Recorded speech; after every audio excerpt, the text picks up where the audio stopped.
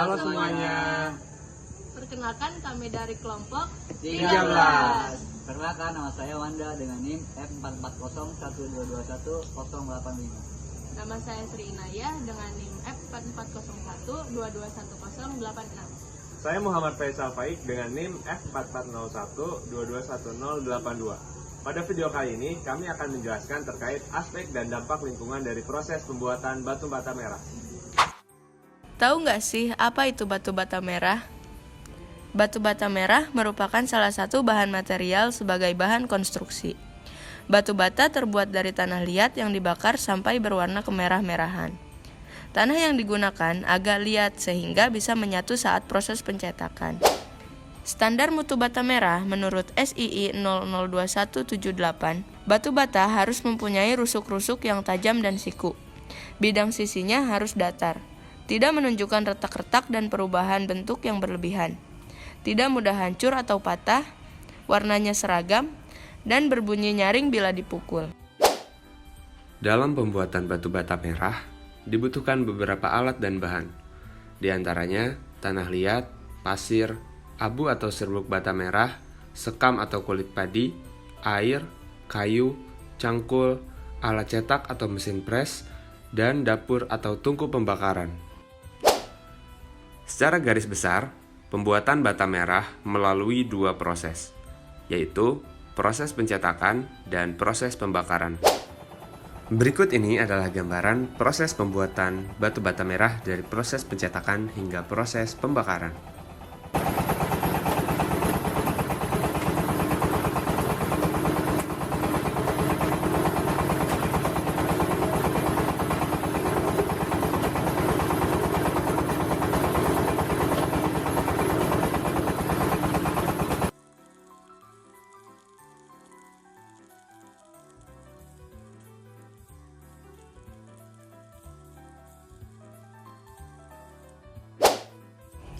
Dari proses pembuatan batu bata merah menghasilkan aspek lingkungan berupa kebisingan sehingga berdampak pada lingkungan berupa polusi suara. Pada tahun 2014, Agit Supriyadi melakukan penelitian untuk mengukur tingkat kebisingan yang dihasilkan oleh suatu pabrik pembuatan batu bata merah di daerah Leuwi Sadeng, Kabupaten Bogor. Hasil penelitian ditunjukkan pada tabel berikut ini. Dari proses pembuatan batu bata merah menghasilkan aspek lingkungan yang kedua berupa emisi gas, sehingga berdampak pada lingkungan berupa polusi udara. Pada tahun yang sama, Agit Supriyadi melakukan penelitian untuk mengukur jumlah emisi yang dihasilkan oleh suatu pabrik pembuatan batu bata merah di daerah Leuwi Sadeng, Kabupaten Bogor. Hasil penelitian ditunjukkan pada tabel berikut ini. Selain itu, proses penggalian tanah liat menghasilkan aspek lingkungan berupa sisa galian tanah, sehingga berdampak pada lingkungan berupa erosi tanah, penurunan unsur zat hara, serta pengurangan sumber air bersih. Itulah dia video pemaparan dari aspek dan dampak lingkungan proses pembuatan batu bata merah. Melihat permasalahan yang terjadi pada video sebelumnya, maka perlu dilakukan pengelolaan dan pemantauan lingkungan produksi batu bata merah sebagai upaya untuk meminimalisasikan dampak lingkungan yang terjadi selama proses produksi batu bata merah berlangsung. Nah, sebelum lebih jauh lagi, mari kita ketahui terlebih dahulu apa itu pemantauan lingkungan. Pemantauan atau monitoring itu dapat diartikan sebagai suatu aktivitas dalam pengambilan contoh, baik air, udara, maupun tanah. Nah, pengambilan contoh ini maksud dan tujuannya itu untuk mengetahui tingkat pencemaran atau radiasi yang dapat mengindikasikan perubahan kualitas lingkungan. Pemantauan itu sendiri dapat dilakukan secara manual atau secara otomatis. Secara manual berarti kita terjun langsung ke lapangan untuk pengambilan sampel. Sementara itu secara otomatis berarti kita menggunakan perangkat-perangkat teknologi yang diintegrasikan. Yang pertama itu adalah pencegahan lebih baik daripada pemulihan. Kita harus memanfaatkan limbah sebelum mencapai kondisi yang dapat merusak lingkungan. Yang kedua itu adalah siklus hidup produk. Masing-masing produk memiliki siklus hidupnya sendiri, tergantung bahan dan jenis dari produk itu sendiri. Memperhatikan siklus hidup produk untuk mengurangi dampak lingkungan mulai dari bahan baku hingga pembuangan akhir. Yang ketiga itu ada kerjasama dan tanggung jawab bersama. Mengedepankan kerjasama antara pihak terkait dan menumbuhkan rasa tanggung jawab bersama dalam menjaga lingkungan sekitar. Yang terakhir itu adalah kebijakan berkelanjutan. Kebijakan ini mengimplementasikan kebijakan yang mendorong praktek berkelanjutan dalam produksi dan pengelolaan lingkungan. Selanjutnya merupakan prinsip dasar pengelolaan lingkungan. Pertama, yaitu ada identifikasi risiko lingkungan. Dalam identifikasi risiko lingkungan, kita mengidentifikasi dan menganalisis potensi risiko lingkungan yang terkait dengan produksi bata merah. Kedua, ada perencanaan dan implementasi tindakan pengurangan risiko. Dalam perencanaan dan implementasi tindakan pengurangan risiko, kita mengembangkan rencana tindakan untuk mengurangi risiko lingkungan dan mengimplementasikannya dengan baik. Ketiga, itu ada pengawasan dan pemantauan berkala. Di dalam pengawasan dan pemantauan berkala, kita melakukan pengawasan dengan pemantauan rutin terhadap operasional produksi dan dampaknya terhadap lingkungan. Nah, karena kita telah mengetahui apa itu batu bata merah, bahan-bahan pembuatnya apa saja, dan bagaimana proses pembuatannya secara singkat, maka kita dapat menentukan parameter-parameter untuk pemantauan yang akan kita lakukan. Pemantauan yang kita lakukan ini selain untuk kepentingan bisnis juga berprinsip untuk keberlanjutan kehidupan. Oke, parameter pertama yang bisa kita jadikan sebagai aspek pemantauan yaitu terkait bahan baku dan hasil produksi. Apa sih yang kita pantau dari aspek bahan baku dan hasil produksi itu? Yang pertama, itu kita pantau terkait kegiatan ekstraksi sumber daya dari sumbernya. Bagaimana kegiatan ekstraksi ini bisa efektif dan efisien, serta dampaknya terhadap lingkungan itu minim. Selanjutnya kita lihat juga bagaimana bahan baku yang kita gunakan, misalkan air dan tanah yang kita gunakan itu penggunaannya itu efisien dan tidak mubazir. Nah, di tahap akhir, setelah produk itu selesai atau jadi, kita lihat juga bagaimana kesesuaian hasil produksi dengan spesifikasi yang direncanakan. Jangan sampai produk batu bata merah yang kita buat itu tidak sesuai spesifikasi, karena nantinya akan terbuang di pasar. Aspek selanjutnya yang bisa kita pantau yaitu kompetensi para pekerja yang terlibat dalam produksi batu bata merah. Kompetensi pekerja ini itu penting untuk kita tahu bagaimana proses produksi itu berjalan dengan baik dan tanpa hambatan. Juga hasil produksi itu bisa maksimal, serta prosesnya itu efektif dan efisien. Apabila ada pekerja yang belum terlatih, maka bisa kita berikan pelatihan supaya proses produksinya itu berjalan lebih efisien. Selanjutnya, aspek yang ketiga itu kita memantau terkait proses produksi dan limbah yang dihasilkan.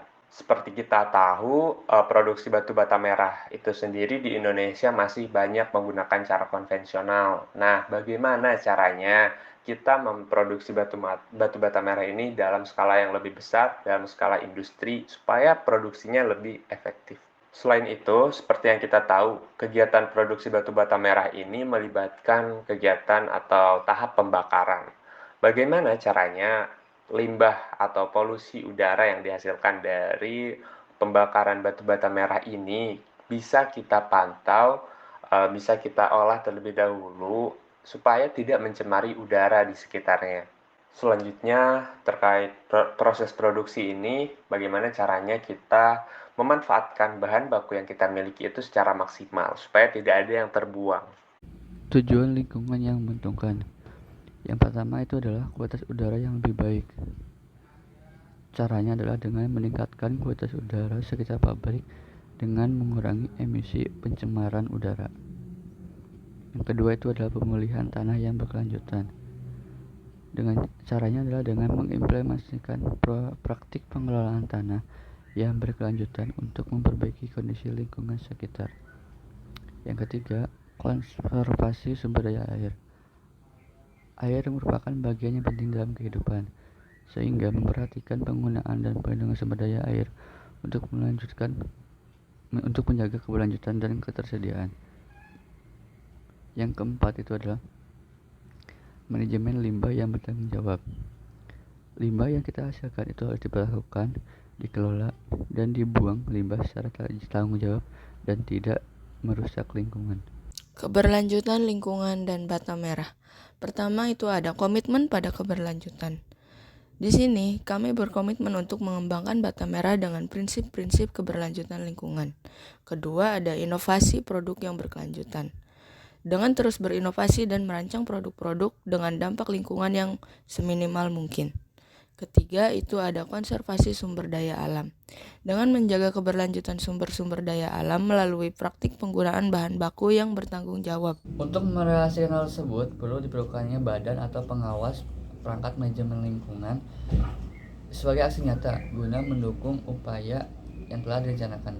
Mungkin teman-teman bertanya-tanya, apa sih perangkat manajemen lingkungan? Perangkat manajemen lingkungan adalah alat dan teknik yang digunakan untuk mengelola dampak lingkungan dari kegiatan manusia. Perangkat ini dapat digunakan oleh individu, organisasi, atau pemerintah untuk mencapai berbagai tujuan seperti melindungi lingkungan, meningkatkan efisiensi penggunaan sumber daya, menurunkan biaya, serta meningkatkan citra perusahaan atau organisasi. Perangkat manajemen dibagi ke dalam 4 tingkatan atau level. Pertama itu ada project level. Pada tingkat project, perangkat manajemen lingkungan dapat digunakan untuk mengembangkan rencana manajemen lingkungan untuk proyek, mengidentifikasi dan mengelola risiko lingkungan proyek, memantau dan mengevaluasi kinerja proyek. Salah satu contoh dari proyek level ini adalah AMDAL. AMDAL sendiri merupakan singkatan dari analisis mengenai dampak lingkungan. AMDAL merupakan salah satu kajian mengenai dampak besar dan penting suatu usaha atau kegiatan yang direncanakan pada lingkungan hidup yang diperlukan bagi proses pengambilan keputusan tentang penyelenggaraan usaha atau kegiatan di Indonesia. Kemudian untuk tingkatan kedua itu ada ekosistem level. Lingkup ekosistem pada perangkat manajemen lingkungan penting untuk dipertimbangkan karena ekosistem merupakan unit fungsional terkecil dari lingkungan hidup. Ekosistem memiliki fungsi penting bagi kehidupan manusia seperti menyediakan sumber daya alam, mendukung keanekaragaman hayati, dan mengatur iklim. Ketiga yaitu ada nasional atau kabupaten level. Lingkup nasional atau kabupaten level ini penting untuk dipertimbangkan karena kegiatan dan proyek yang terjadi pada tingkat nasional dapat memiliki dampak yang signifikan terhadap lingkungan dan masyarakat secara keseluruhan. Terakhir yaitu global level. Lingkup global pada perangkat manajemen lingkungan penting untuk dipertimbangkan karena kegiatan dan proyek yang terjadi pada tingkat global dapat memiliki dampak yang signifikan terhadap lingkungan dan masyarakat secara keseluruhan. Perangkat manajemen lingkungan pada lingkup global dapat membantu untuk menciptakan kerangka kerja yang diperlukan untuk melindungi lingkungan global. Selanjutnya adalah kolaborasi manajemen lingkungan. Kolaborasi manajemen lingkungan adalah kerjasama antara berbagai pemangku kepentingan untuk mengelola dampak lingkungan dari kegiatan manusia. Pemangku kepentingan tersebut dapat mencakup pemerintah, organisasi swasta, organisasi non-pemerintah, dan masyarakat umum. Kolaborasi manajemen lingkungan penting untuk dilakukan karena dapat memberikan manfaat yang signifikan, seperti meningkatkan efisiensi dan efektivitas pengelolaan lingkungan, meningkatkan pemahaman tentang masalah lingkungan, serta meningkatkan dukungan masyarakat untuk pengelolaan lingkungan. Kolaborasi manajemen lingkungan dapat dilakukan pada berbagai tingkatan, mulai dari tingkat lokal hingga tingkat global. Pada tingkat lokal, kolaborasi dapat dilakukan antara pemerintah daerah, perusahaan, dan organisasi non-pemerintah untuk mengelola lingkungan di suatu wilayah tertentu. Pada tingkat global, kolaborasi dapat dilakukan antara negara-negara untuk mengatasi masalah lingkungan global seperti perubahan iklim dan keanekaragaman hayati. Adapun tantangan dalam kolaborasi manajemen lingkungan, di antaranya adalah perbedaan kepentingan. Pemangku kepentingan yang berbeda dalam kolaborasi manajemen lingkungan mungkin memiliki kepentingan yang berbeda. Misalnya pemerintah mungkin tertarik untuk melindungi lingkungan, sedangkan perusahaan mungkin tertarik untuk mengurangi biaya. Perbedaan kepentingan ini dapat menjadi hambatan untuk mencapai kesepakatan. Kedua, ada kekurangan kepercayaan. Pemangku kepentingan yang berbeda dalam kolaborasi manajemen lingkungan mungkin tidak saling percaya. Misalnya, masyarakat mungkin tidak percaya pada perusahaan untuk mengelola lingkungan secara bertanggung jawab. Kekurangan kepercayaan ini dapat menghambat komunikasi dan kerjasama. Terakhir itu ada kekurangan sumber daya. Kolaborasi manajemen lingkungan dapat membutuhkan sumber daya yang signifikan, seperti waktu, uang, dan tenaga kerja. Pemangku kepentingan mungkin tidak memiliki sumber daya yang diperlukan untuk mendukung kolaborasi. Adapun salah satu contoh dari kolaborasi manajemen lingkungan adalah Greenpeace. Greenpeace adalah sebuah organisasi lingkungan non-pemerintah yang independen yang berbasis di Amsterdam, Belanda. Greenpeace mengacu aksi lingkungan dan kekerasan, konfrontasi damai, dan penelitian untuk mengungkap masalah lingkungan global dan mengembangkan solusi untuk masa depan yang hijau dan damai. Kemitraan untuk keberlanjutan. Yang pertama adalah The Eco Center Project.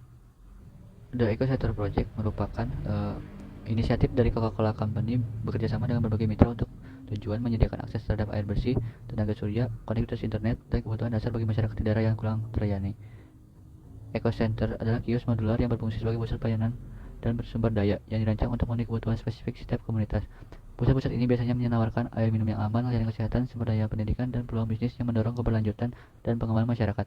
Setiap Eco Center dirancang berkelanjutan menggunakan panel surya sebagai energi, penjaring air, dan menyediakan ruang untuk berkumpul masyarakat dan kewirausahaan.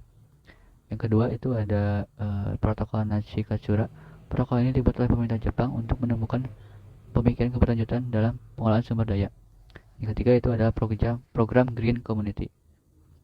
Program Green Community ini mengacu pada serangkaian inisiatif yang bertujuan untuk menciptakan lingkungan yang lebih ramah lingkungan di komunitas atau masyarakat tertentu. Program-program ini fokus pada berbagai aspek keberlanjutan termasuk pengolahan limbah, konservasi energi, penggunaan sumber daya alam yang bijaksana, pertanian berkelanjutan, transportasi ramah lingkungan, pendidikan lingkungan, dan kesadaran akan masalah lingkungan. Tujuan utama dari program Green Community ini adalah mengurangi dampak lingkungan, mengedukasi dan meningkatkan kesadaran, mendorong keterlibatan masyarakat, dan menciptakan model perilaku berkelanjutan. Yang selanjutnya yaitu perangkat manajemen lingkungan untuk masa depan. Yang pertama itu adalah penerapan teknologi ramah lingkungan. Teknologi ramah lingkungan seperti panel surya dan turbin angin dapat digunakan oleh perusahaan untuk mengurangi dampak lingkungan. Teknologi ini berfokus pada penggunaan sumber daya yang lebih efisien, pengurangan emisi gas rumah kaca, perlindungan habitat alami, dan menciptakan solusi yang lebih berkelanjutan secara keseluruhan. Beberapa contoh penerapan teknologi ramah lingkungan meliputi yang pertama, energi terbarukan. Penggunaan sumber energi terbarukan seperti tenaga surya, angin, hidro, atau geotermal untuk mengurangi ketergantungan pada bahan bakar fosil dan mengurangi emisi karbon. Yang kedua itu adalah pengelolaan limbah. Teknologi pengelolaan limbah yang canggih seperti daur ulang yang lebih efisien, pengurangan limbah plastik, dan inovasi dalam pengelolaan sampah organik. Yang ketiga itu adalah pembangunan berkelanjutan. Teknologi untuk bangunan yang lebih hemat energi dan ramah lingkungan seperti desain bangunan yang mengoptimalkan pencahayaan alami, sistem pendingin yang efisien, dan penggunaan bahan bangunan ramah lingkungan. Selain itu ada juga manajemen air. Manajemen air ini mencakup pengolahan siklus hidrologi, distribusi air, penggunaan air secara bijaksana, perlindungan sumber air, dan penanganan limbah air. Manajemen air merupakan bagian penting dalam manajemen lingkungan, dan perusahaan-perusahaan harus memperhatikan penggunaan, ketersediaan, dan sumber air. Beberapa aspek utama dari manajemen air meliputi pengolahan sumber daya air, yaitu memantau, mengatur, dan melindungi sumber daya air seperti sungai, danau, dan akuafer. Ini melibatkan pengaturan penggunaan air untuk kebutuhan pertanian, industri, komersial, dan rumah tangga. Yang kedua itu adalah efisiensi penggunaan air. Mengadopsi teknologi dan kebijakan untuk mengurangi pemborosan air baik dalam pertanian, industri, maupun kebutuhan domestik. Yang terakhir adalah manajemen bencana air. Menghadapi banjir, kekeringan, dan masalah lain yang terkait dengan air dengan cara proaktif. Ini mencakup perancangan tanggap darurat, pembangunan infrastruktur untuk mitigasi risiko bencana, dan penyusunan kebijakan untuk mengurangi dampak negatif dari perubahan iklim. Yang terakhir itu adalah transportasi berkelanjutan. Transportasi berkelanjutan mengacu pada sistem transportasi yang dirancang dan dioperasikan dalam memperhatikan dampak lingkungan. Perusahaan dapat mempromosikan jalur transportasi yang lebih ramah lingkungan seperti kendaraan listrik dan penggunaan kendaraan audio bersama. Beberapa strategi dalam transportasi berkelanjutan termasuk yang pertama itu penggunaan kendaraan ramah lingkungan dengan meningkatkan penggunaan kendaraan yang lebih ramah lingkungan seperti mobil listrik, kendaraan hibrida, dan kendaraan dengan bahan bakar alternatif untuk mengurangi emisi gas buang. Yang kedua itu adalah transportasi publik yang efisien dengan mendorong penggunaan transportasi publik yang lebih efisien seperti kereta api, bus cepat, atau sistem kereta bawah tanah yang dapat mengurangi jumlah kendaraan perorangan di jalan raya. Yang terakhir itu adalah teknologi untuk transportasi cerdas, menggunakan teknologi seperti sensor, pemantauan lalu lintas secara cerdas, dan sistem manajemen transportasi yang terhubung untuk mengoptimalkan penggunaan jalan dan mengurangi kemacetan. Peranan para pihak dalam pengelolaan lingkungan. Yang pertama itu adalah LSM, perguruan tinggi, dan lain sebagainya. LSM lingkungan seringkali memainkan peran penting dalam advokasi, menggalang dukungan masyarakat, dan melakukan aksi konkret untuk pelestarian lingkungan. Mereka seringkali menjadi suara bagi lingkungan dan melakukan pekerjaan lapangan untuk melestarikan habitat dan ekosistem. Dalam pendidikan dan peneliti, institusi pendidikan dan peneliti berperan dalam menyebarkan informasi tentang pentingnya lingkungan dan cara-cara untuk menjaga keberlanjutannya. Mereka juga berkontribusi dalam penemuan solusi inovatif untuk masalah lingkungan. Yang ketiga itu adalah pengusaha. Sektor industri dan bisnis memiliki tanggung jawab besar dalam mengurangi dampak negatif terhadap lingkungan. Mereka dapat mengadopsi teknologi ramah lingkungan, meminimalkan limbah, dan mengurangi emisi dalam proses produksi mereka. Dan yang terakhir adalah pemerintah. Pemerintah memiliki peran besar dalam merancang kebijakan, regulasi, dan hukum lingkungan. Mereka bertanggung jawab dalam mengatur penggunaan sumber daya alam, menjaga kebersihan lingkungan, dan memastikan kebutuhan industri dan masyarakat terhadap standar lingkungan. Kesimpulannya, lingkungan kita adalah warisan kita dan kita semua memiliki tanggung jawab untuk merawatnya. Alat manajemen lingkungan dan kemitraan untuk keberlanjutan adalah dua cara yang dapat digunakan perusahaan untuk mengurangi dampaknya terhadap lingkungan dan memperbaiki bumi kita. Kolaborasi dalam manajemen lingkungan sangat diperlukan, dan dari kemitraan yang sukses, perusahaan dapat terus belajar dan meningkat untuk menuju kepada tujuan yang berkelanjutan. Sekian yang dapat disampaikan. Terima kasih, semoga bermanfaat.